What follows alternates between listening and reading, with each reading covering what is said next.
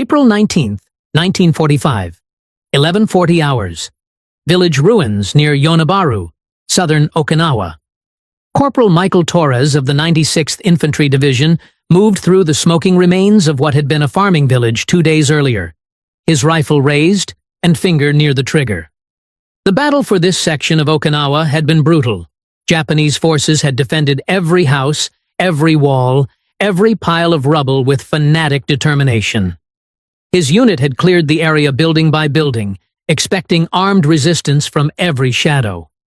What they found instead made Torres lower his weapon immediately. From a collapsed root cellar, a woman emerged carrying an infant.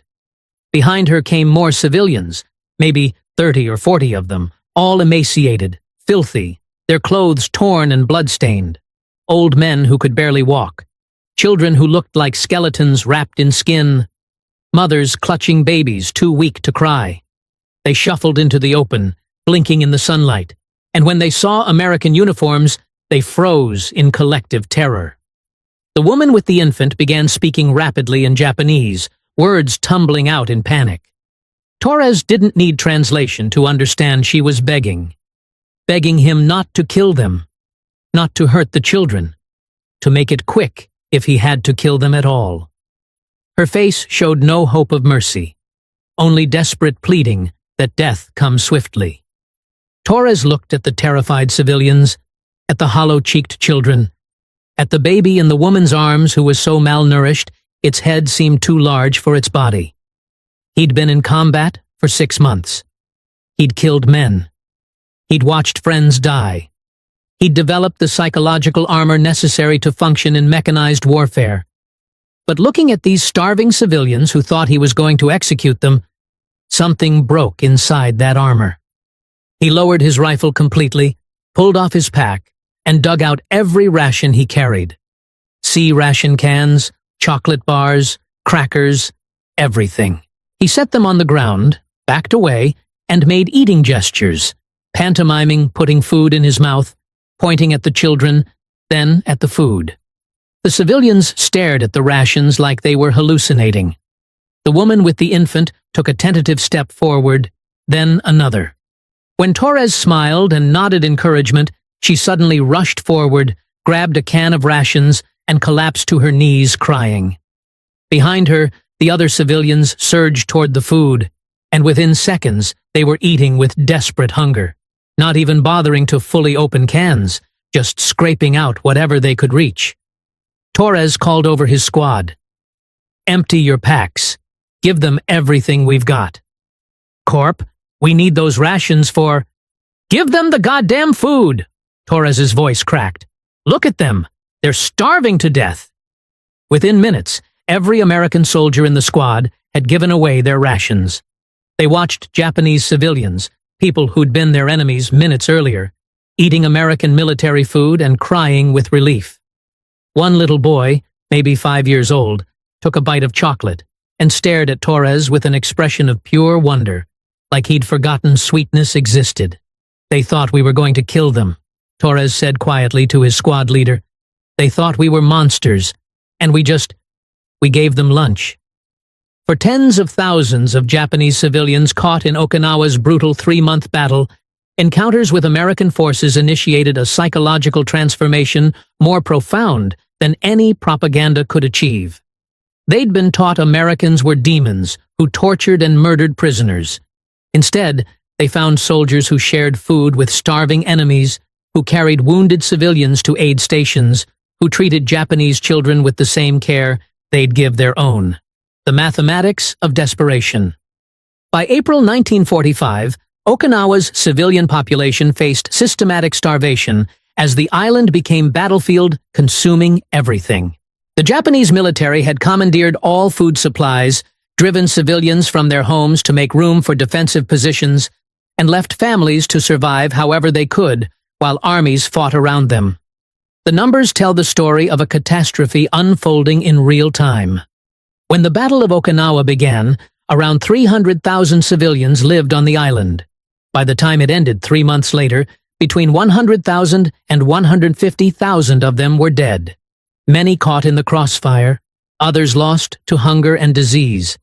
Tens of thousands more were missing. American forces found nearly 200,000 civilians alive, but most were barely surviving. 120,000 showed signs of severe malnutrition.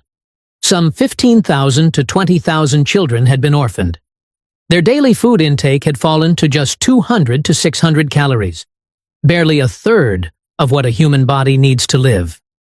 The starvation wasn't incidental to combat. It was a systematic result of Japanese military policy that prioritized soldiers over civilians, commandeered all food for military use, and left civilian populations to starve while armies fought for control of the island. Japanese authorities had also distributed propaganda claiming Americans would torture and kill any civilians they captured, leading thousands to hide in caves and refuse food that American forces tried to provide.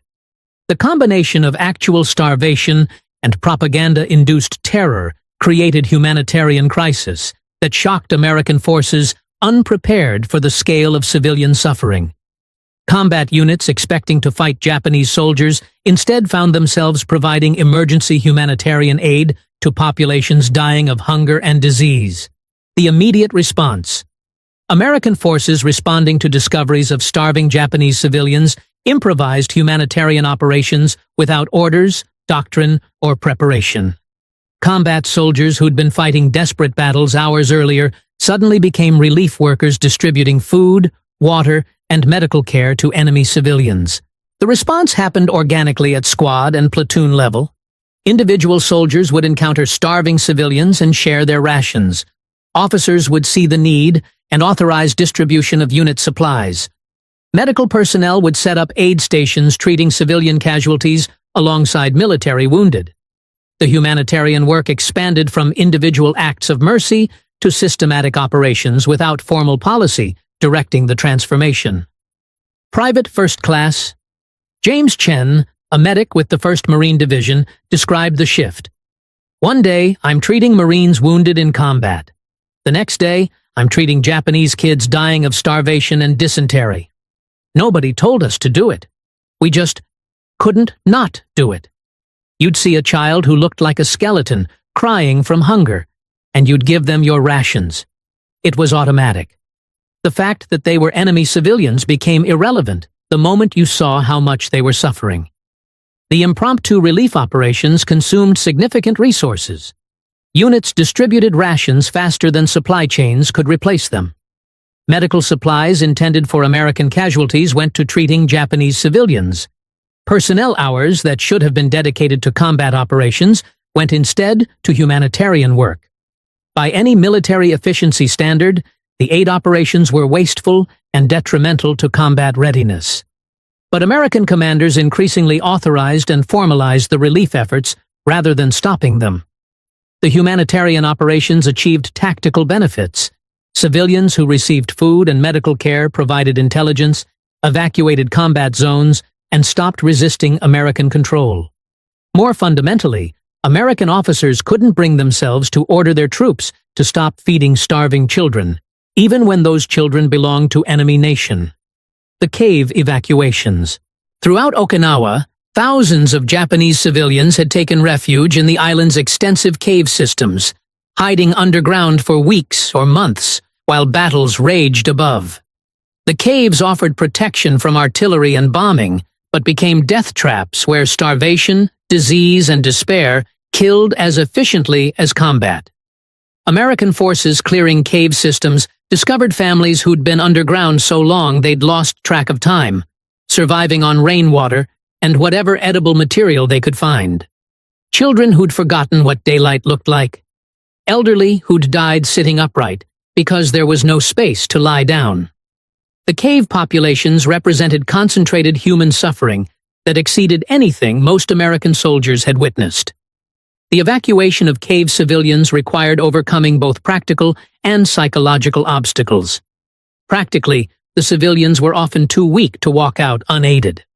Psychologically, they'd been conditioned to fear American capture more than death, leading many to attempt suicide rather than surrender or to fight against rescue efforts. Sergeant Robert Morrison described evacuating a cave complex near Shuri. We could hear them inside, children crying, adults talking. We used interpreters to call for them to come out, promising food and safety.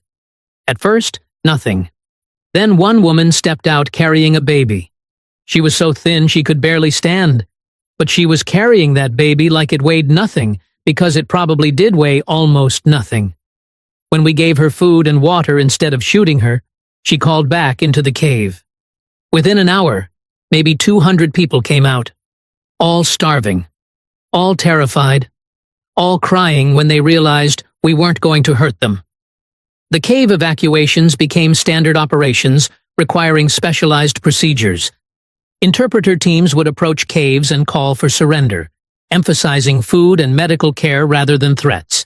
Combat engineers would sometimes blast additional openings to allow resistant civilians to escape without approaching Americans directly. Medical personnel would establish treatment stations near cave entrances to provide immediate care for evacuees too weak to walk further.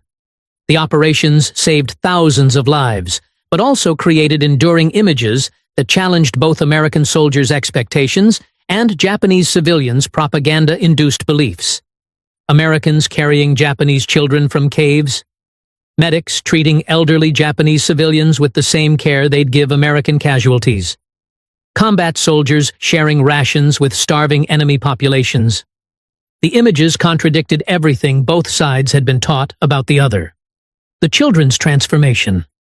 The relationships created by food sharing were particularly powerful. Children who'd been starving learned that Americans were the source of food, safety, and treats like chocolate they'd never experienced before.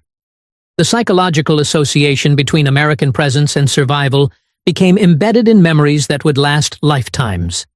6-year-old Keiko Nakamura, living in a refugee camp near Naha, formed an attachment to Staff Sergeant Frank DeLuca, who'd give her candy whenever he saw her. She'd wait by the camp entrance for his jeep, run up when he arrived, and receive whatever treats he'd saved from his rations. The relationship was simple: an American soldier and a Japanese child who couldn't speak each other's languages, but who communicated through smiles and candy bars. But the simplicity contained profound meaning about mercy transcending enmity. The children's rapid adaptation to American presence influenced their parents' attitudes. Adults watching Americans treat their children with kindness found it increasingly difficult to maintain propaganda-induced hatred. If these Americans were monsters, why did they share food with Japanese children?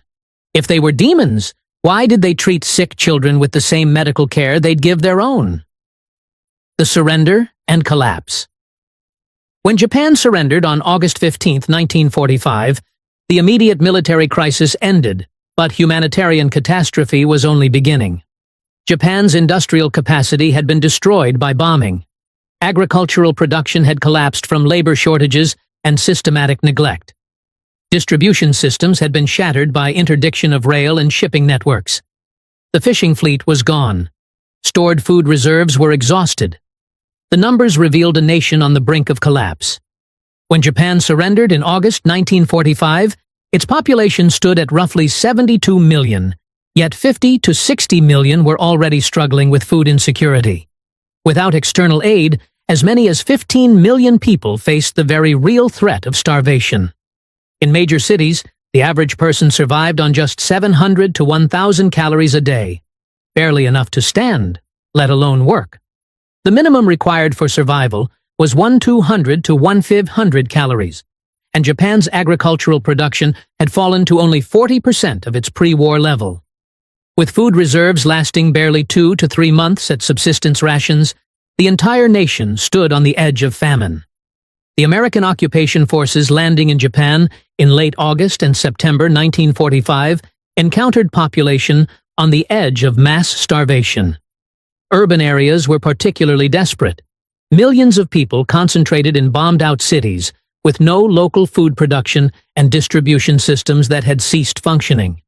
The crisis demanded immediate humanitarian response on scale that exceeded any previous relief operation.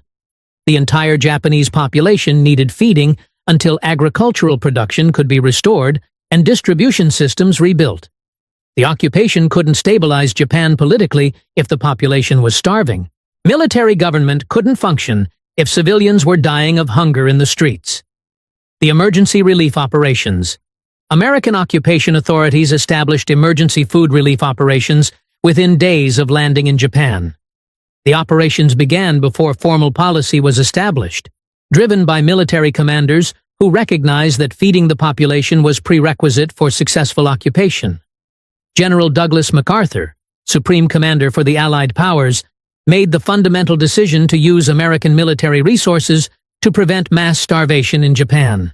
His orders were unambiguous: feed the Japanese population as first priority of occupation, using whatever military resources were necessary. The relief operations mobilized logistics capabilities that had won the Pacific War. Ships that had carried troops and ammunition now carried wheat, rice, and powdered milk. Trucks that had supplied combat operations now distributed food to civilian populations. Warehouses that had held military supplies became food distribution centers. The scale of the American response showed an extraordinary commitment. Between September and December 1945, the United States shipped nearly 800,000 tons of food to Japan. More than 15,000 military and civilian personnel worked day and night to coordinate relief. Over 5,000 distribution points were established across the country, feeding 15 to 20 million civilians directly. School lunch programs reached an additional 3 million children every day. In just the first 6 months, the U.S. government spent more than $250 million in 1945 dollars to ensure that a former enemy would not starve. The operations required solving unprecedented logistical challenges. Japan's transportation infrastructure was destroyed, making distribution difficult. Language barriers complicated coordination. Cultural differences required sensitivity in program design. Black market activities diverted resources. But American personnel solved each problem through systematic organization and sustained effort. The medical missions. Alongside food relief, American medical personnel conducted public health campaigns addressing disease and malnutrition throughout Japan. The medical operations treated immediate health crises while building infrastructure that would support longer-term population health. The medical crisis was just as devastating as the hunger. By the end of 1945, an estimated 3 to 4 million Japanese were suffering from tuberculosis. Among children, 2 to 3 million showed visible signs of severe malnutrition. Hospitals, many still in ruins, were overwhelmed with cases of dysentery and infectious diseases. Deficiencies in vital vitamins led to outbreaks of beriberi and pellagra, illnesses once thought to be under control. Infant mortality reached 120 deaths per 1,000 births, and the average life expectancy had fallen to just 50 years, down from 57 before the war. Japan's population had survived the bombs, but now it was fighting for its health. American medical personnel established clinics throughout Japan, providing free treatment to civilian populations. The facilities offered services most Japanese had never accessed, even during peacetime. Modern medications, surgical procedures, preventive care programs. The systematic provision of medical care demonstrated American commitment to Japanese welfare that exceeded minimum occupation requirements. Navy Corpsman Robert Martinez, working in a civilian clinic in Kyoto, treated dozens of Japanese patients daily. Many had never seen a doctor before. They'd suffered from treatable conditions for years because medical care was unavailable or unaffordable. When American medics provided free treatment using superior medicines, the patient's gratitude was overwhelming. The medical missions particularly focused on children, who bore the heaviest burden of wartime privation. Malnutrition had stunted growth, weakened immune systems, and created developmental delays. American pediatric programs provided supplementary nutrition, vitamin treatments, and medical care specifically designed for children recovering from prolonged deprivation. The School Lunch Revolution. One of Garriowa's most successful programs was the School Lunch Initiative that provided daily meals to millions of Japanese children. The program ensured that every child received adequate nutrition regardless of family economic circumstances. The American-backed school lunch program quickly became a symbol of recovery. By 1947, nearly 5 million Japanese children were receiving hot meals every school day. Each lunch provided 600 to 700 calories, including protein, grains, vegetables, and milk. Foods many children had never tasted before. The results were immediate and measurable. School attendance rose by 15 to 20%. Teachers noticed sharper focus and renewed energy. And medical reports showed clear improvements in height and weight among students. For a generation that had known nothing but war and hunger, those meals represented something more than nutrition. They were proof that the future could be better. The program also introduced Japanese children to American foods, bread, milk, butter, canned fruits, that would become part of Japanese diet in subsequent decades. The cultural exchange through food created a generation of Japanese who associated American presence with full stomachs and the security of knowing they'd eat lunch every day. Teachers reported dramatic changes in classroom dynamics after school lunches began. Children who'd been listless and unable to concentrate became engaged learners. Attendance improved because families knew their children would receive food at school even if there was no food at home. The academic environment improved because students weren't constantly distracted by hunger. The breaking of propaganda. The systematic provision of food aid and medical care by American forces achieved what political programs and propaganda campaigns never could.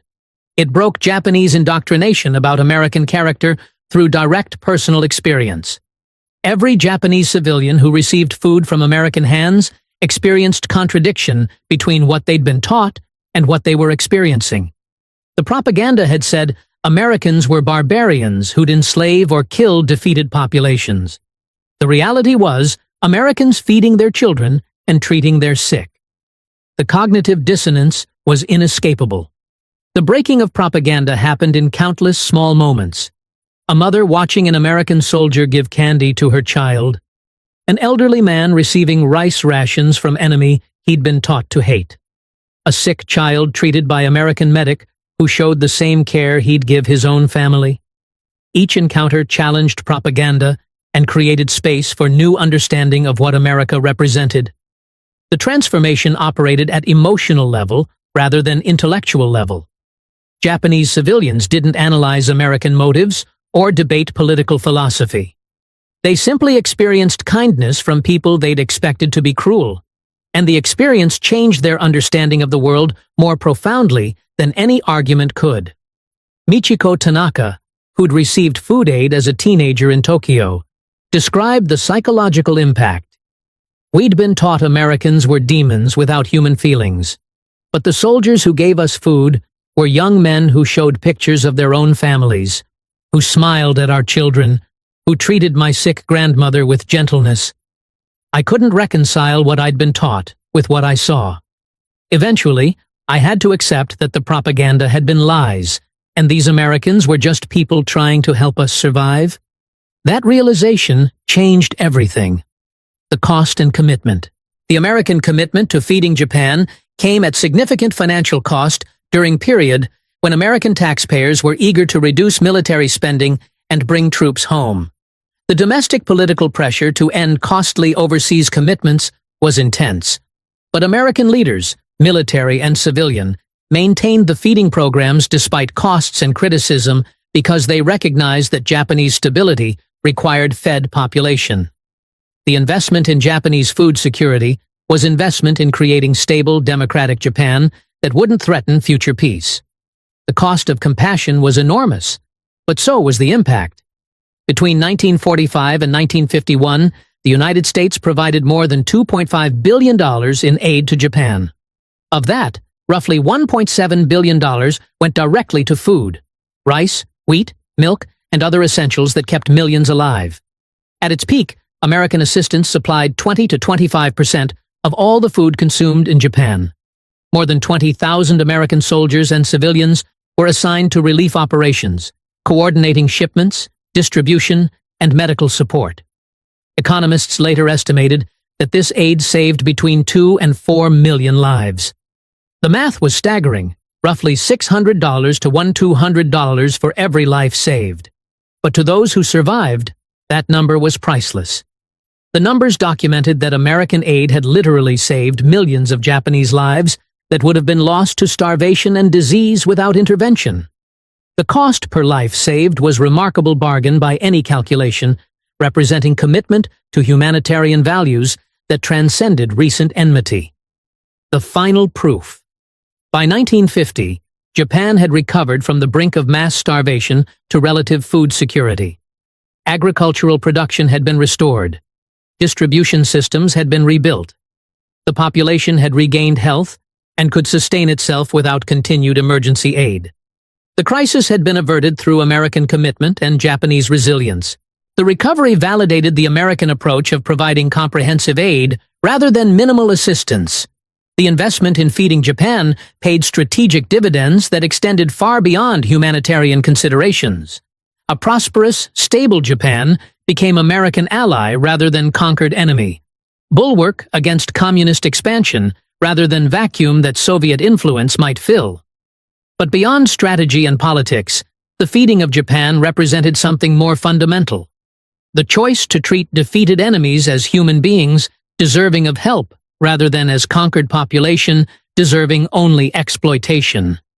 American soldiers who shared rations with starving Japanese children, medics who treated enemy civilians with the same care they'd give their own, administrators who worked long hours ensuring food reached those who needed it. All demonstrated that mercy could survive total war, and that former enemies could become partners in building peace.